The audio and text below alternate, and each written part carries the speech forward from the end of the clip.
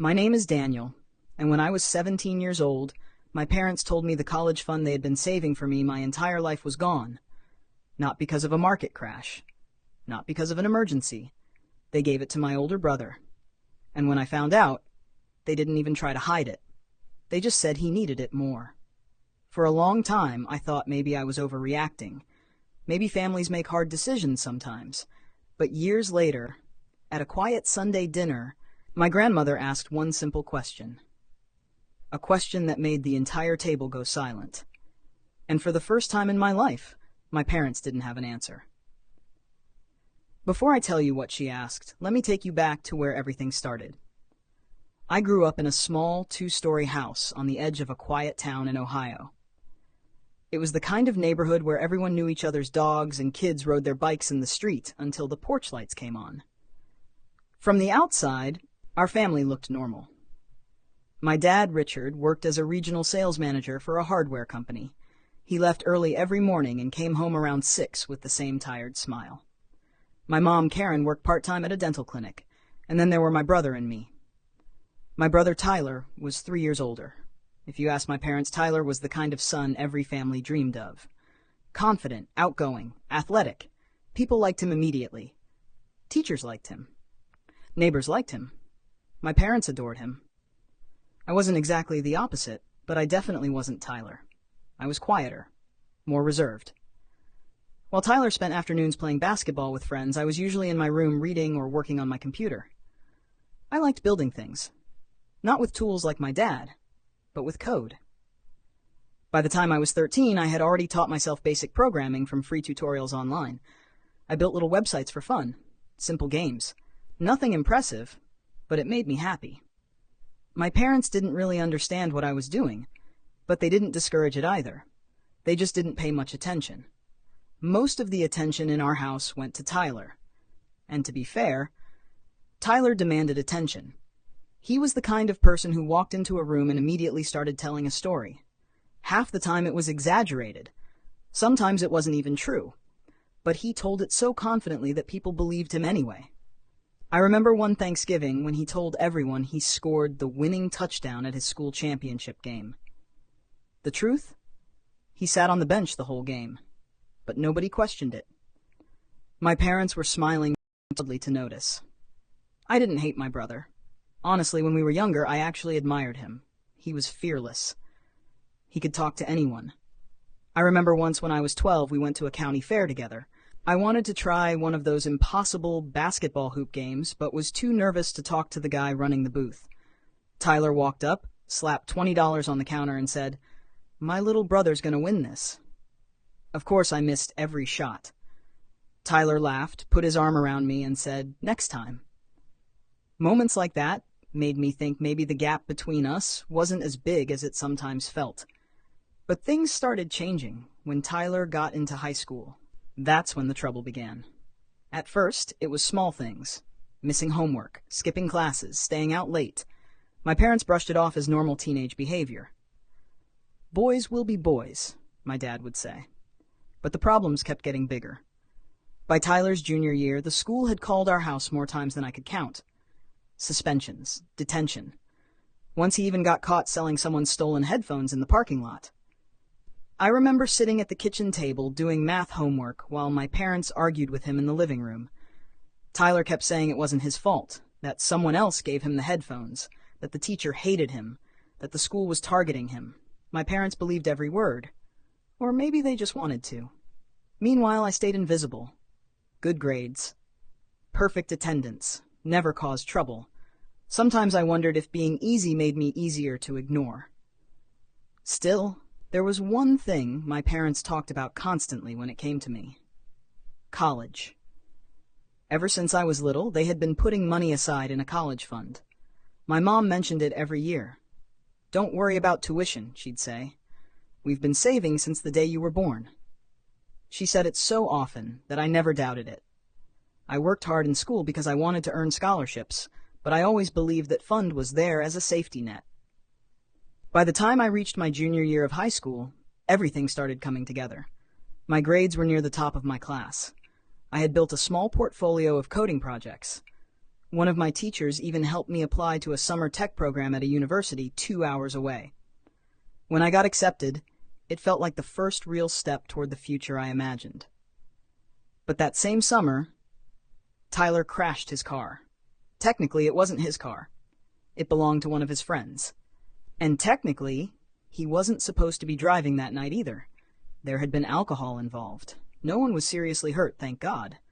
But the damage to the car alone was almost $15,000. I remember the night my parents found out. The house was silent for hours after Tyler came home. No yelling, no punishment, just quiet conversations behind closed doors. A few weeks later, something changed. My mom stopped talking about my college fund. At first I didn't notice. Then I started to feel it. The way you feel when something in your house moves slightly out of place. Subtle, but wrong. One night during dinner, I casually mentioned a university I wanted to apply to. It was one of the best computer science programs in the state. My dad's fork stopped halfway to his mouth. "That school's expensive," he said. I shrugged. "I know. But the college fund should help." My parents exchanged a look. A look I still remember years later. That was the moment I knew something wasn't right. But I had no idea how bad it really was.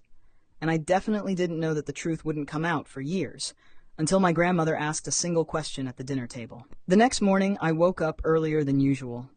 For a moment, I just stared at the ceiling, replaying everything that had happened the night before.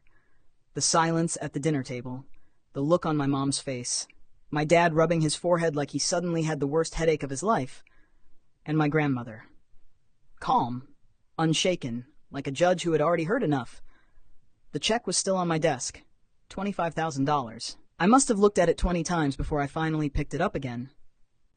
It felt strange, not just because of the money, but because of what it represented. Someone actually standing up for me. Growing up, that didn't happen very often. My brother Dan had always been the center of gravity in our family. Things just orbited around him. If he got into trouble at school, it was because the teacher didn't understand him. If he failed a class, it was because the class was unfair. If he started something and quit halfway through, everyone said he was just exploring his options. Meanwhile, I was the quiet one, the responsible one, the one who didn't need help. At least that's what they always said. But that morning something felt different. For the first time, the story had changed. A few days later, I went to the bank with my grandmother. She insisted on coming with me. "Just in case someone tries to talk you into doing something stupid," she said with a small smile.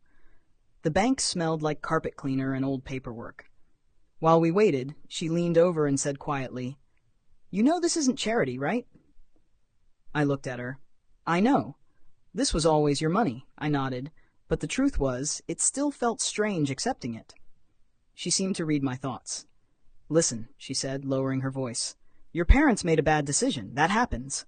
But you don't punish yourself for someone else's mistake." That sentence stuck with me, because for years, that's exactly what I had been doing. College started 3 weeks later. Moving into the dorm felt surreal. New city, new people, new life. No one knew about my brother. No one knew about the college fund.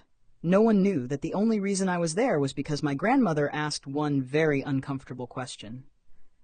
To everyone else, I was just another freshman trying to figure things out. And honestly, that felt amazing. I called my grandmother the first night after moving in. She answered on the second ring. "Well," she said. "Well, what?" "How does it feel to finally escape your parents?" I laughed. "Pretty good." "Good," she said. "That means it's working." But things at home didn't magically fix themselves. About a month later, my mom called me. She rarely called first. "Hi, sweetheart." Her voice sounded tired. "Hi, Mom." There was a pause. "I've been thinking a lot about what happened." I didn't say anything. She continued. "I'm sorry." Hearing those words felt strange, not bad, just unfamiliar. "We thought we were helping Dan," she said, "but we didn't think about what it meant for you." I sat on the edge of my bed. "I didn't need the money as much as he did," she added quickly. And there it was, that old logic again. But this time, I didn't let it slide. "It wasn't about the money," I said quietly. Another pause. Then she sighed. "I know." For the first time, it sounded like she actually did. Dan and I didn't talk for almost 3 months. Then one night he texted me. "You still mad?" Classic Dan. I stared at the message for a long time. Finally, I wrote back. Still confused. A few minutes later, he called. Man, you're acting like I robbed you. You kind of did. He groaned. Come on. No, seriously, I said. Did you ever think about asking me? Silence. Then he said something I didn't expect. I thought you'd say no. That actually made me laugh. Well, yeah, exactly. That was Dan in a nutshell. If the answer might be no, don't ask. Just take. Winter break came faster than I expected. Going home felt weird. The house looked the same, but everything felt different. My dad greeted me at the door. He hugged me longer than usual. My mom kept asking if I was eating enough.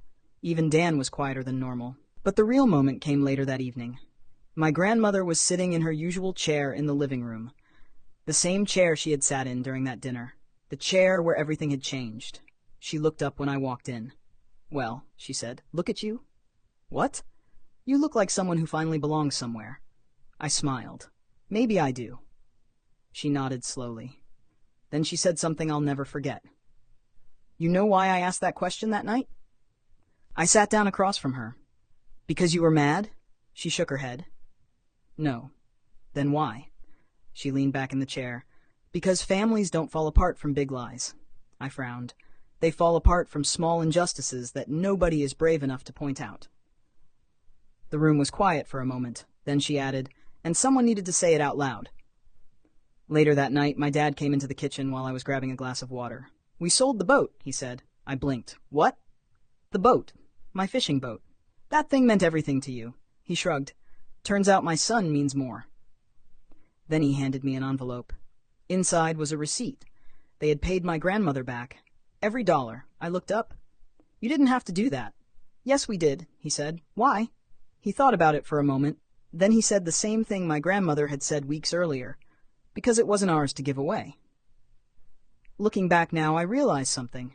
The money wasn't the real story. Not really. The real story was that moment of silence at the dinner table.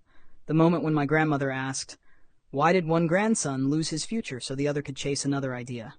No one had an answer. And sometimes, that's exactly the point.